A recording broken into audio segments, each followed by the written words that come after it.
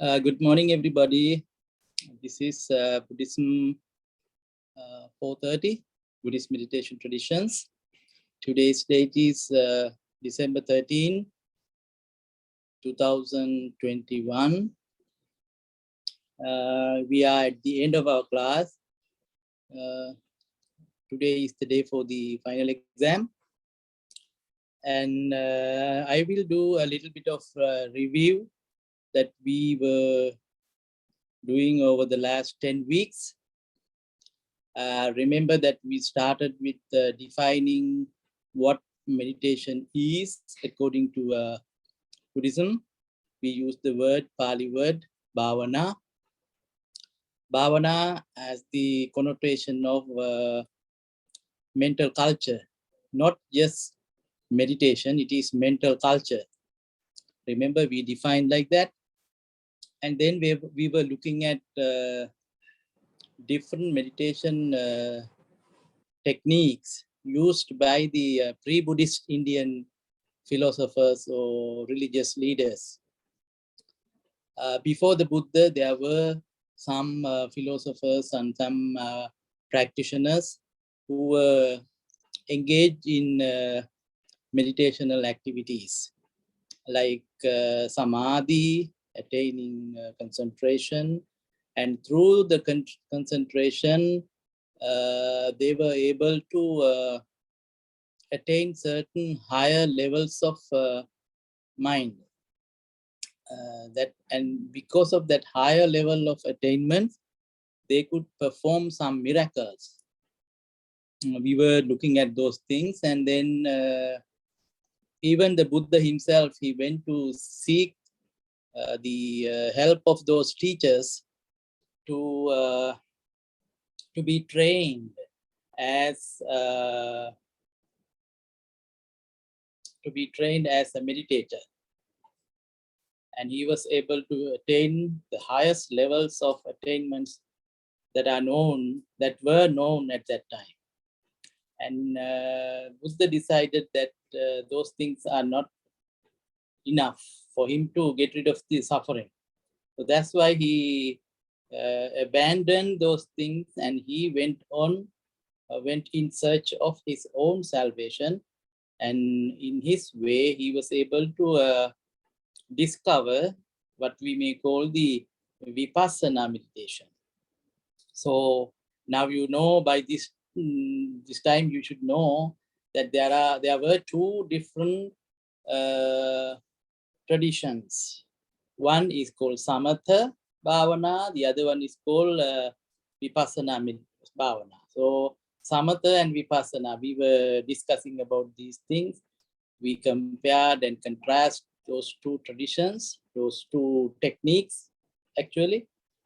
And then after the passing away of the Buddha, the monks and his followers, to be exact, they were able to develop these systems into many different traditions. These techniques evolved into many different traditions. So in India, we saw the dhyana meditation, dhyana system, and then that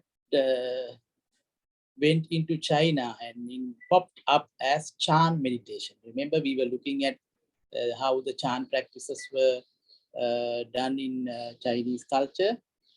And then we went to Japan. Over there, the Chan meditation practice bloomed as what you may call the very famous name, Zen. We were discussing about those things. So Zen meditation. In Japan, it became Zen. And then along the southern Indian parts, the Buddhist meditation in Theravada Buddhist countries, what happened was they were developing the earliest system. Depending on the time, they developed the system into many different traditions.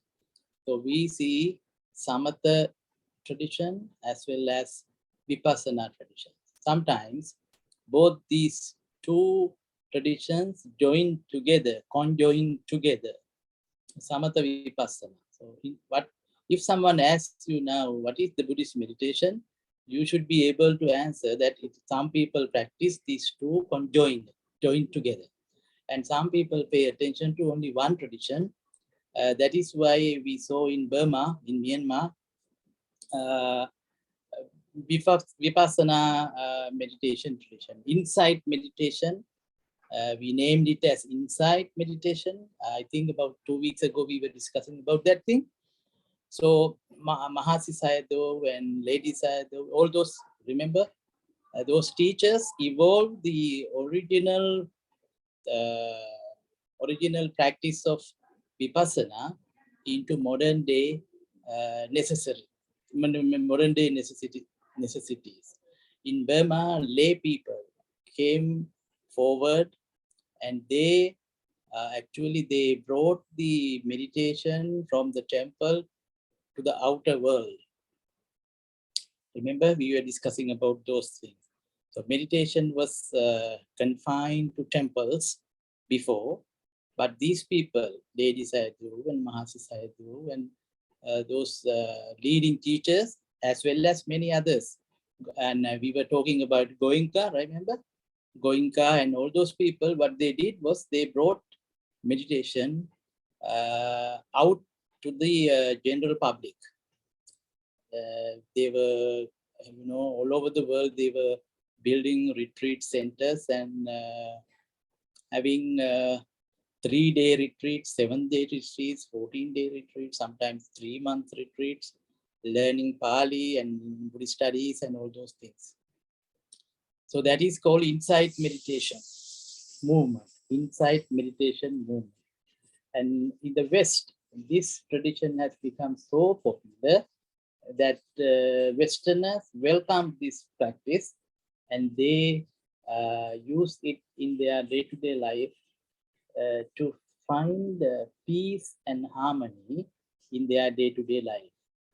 So that's why it became so popular. Even today, in the United States, we have many different insight meditation groups all over the country.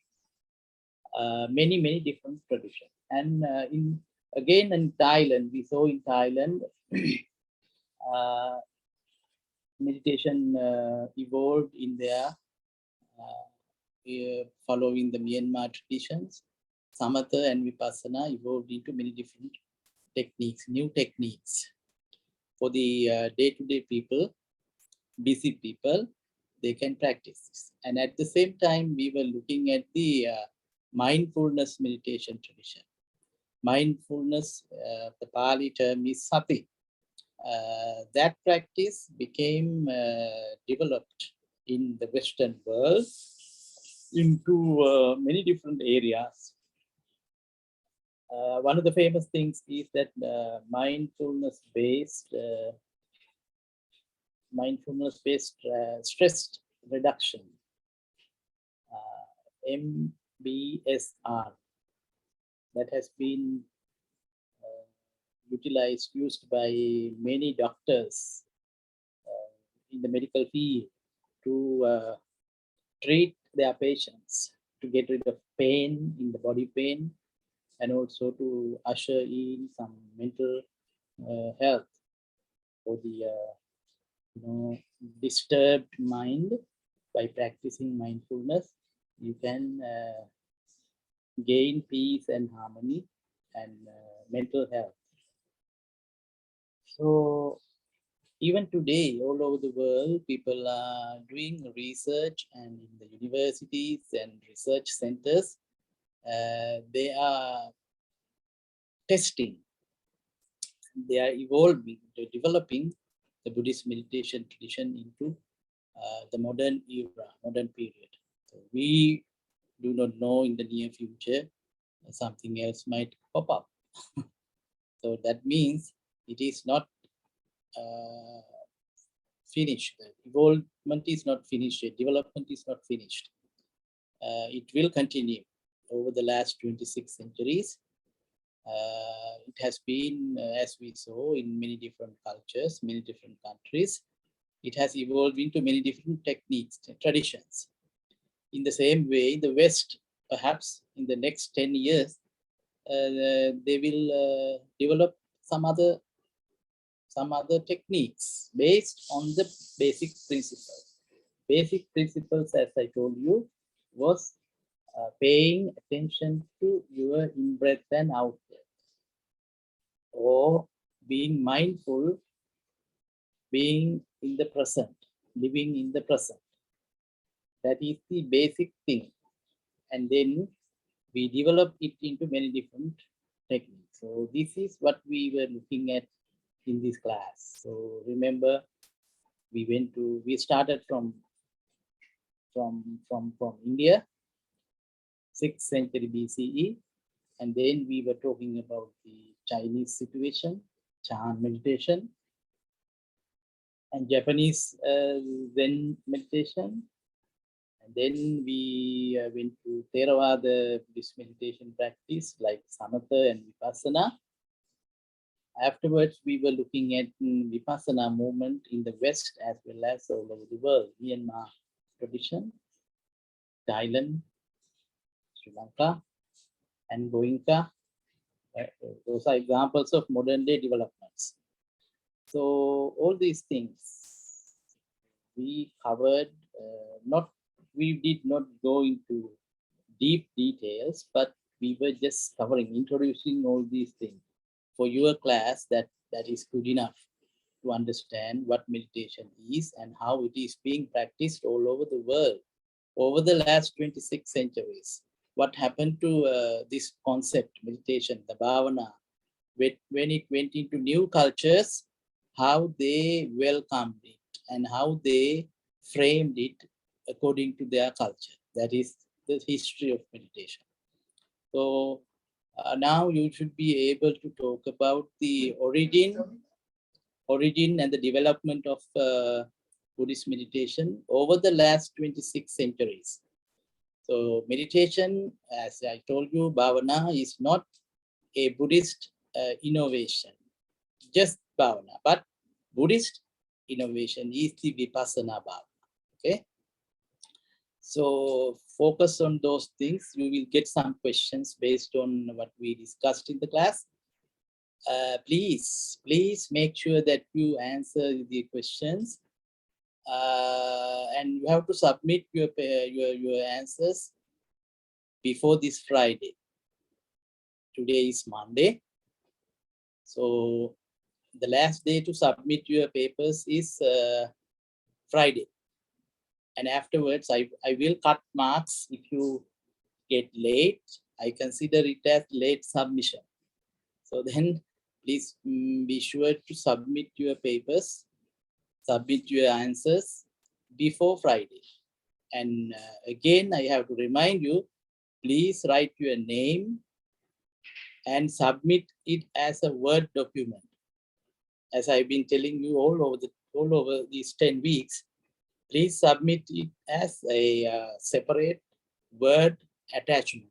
Then only I can grade you. Otherwise, I won't be able to trace you, because you have been submitting many papers. Without your name, I cannot grade you. So please make sure that you write down your name and the class, as well as the answer. Okay, just name and class won't be enough with the answer as a separate Word document. I hope everything is clear. So you will get the questions in your email. So please, if you have any questions, as I've been telling you all over, please email me, and then I will answer whatever the issues that you have. I hope that is it, and hope to see you again in next semester. Next quarter I won't be teaching. After that, in the spring, no, in the spring quarter I won't be there, but summer I will be there. So good luck. Thank you very much for joining the class and doing homework and all other things. So good luck. Thank you.